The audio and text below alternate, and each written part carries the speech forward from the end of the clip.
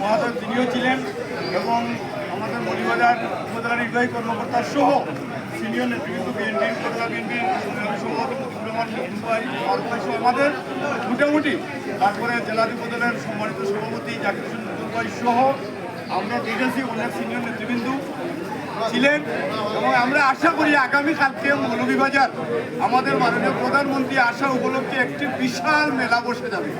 এটা জনগণের মেলা। আমি যতটুকু দেখলাম যে মানুষের আনন্দ উদ্দীপনা, যেভাবে গ্রাম অঞ্চল থেকে মানুষ মানে একটি কথা যে আগামীকালকে প্রধানমন্ত্রী আসবেন, কখন আসবেন, আর মানুষ দোয়া করতেছে আল্লাহর দরবারে যেন বৃষ্টি না হয়। এর জন্যই সবাই ভালো থাকুন। দেশ বিদেশে যারা আমাদের বন্ধুরা আছেন এই লাইভ দেখতেছেন, সবাই দোয়া করবেন যাতে বৃষ্টিটা আগামীকালকে না হয় এবং আমাদের প্রোগ্রামটা যেন স্বতঃস্ফূর্তভাবে সাকসেসফুল হয় এবং সফল হয়।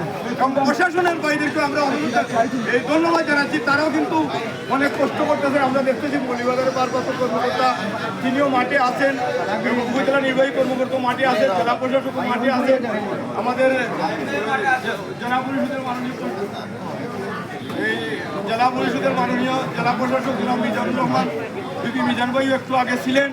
আর আগামীকালকে এই সমাবেশটার মেইন হচ্ছে আমাদের মাননীয় প্রধানমন্ত্রী নির্বাচনের আগে যে প্রতিশ্রুতি দিয়েছিলেন যে ফ্যামিলি কার্ড বিতরণ করবেন, এই ফ্যামিলি কার্ডই মৌলভীবাজার জেলায় উদ্বোধন হবে রাজনগরের একটি ওয়ার্ডের মাধ্যমে।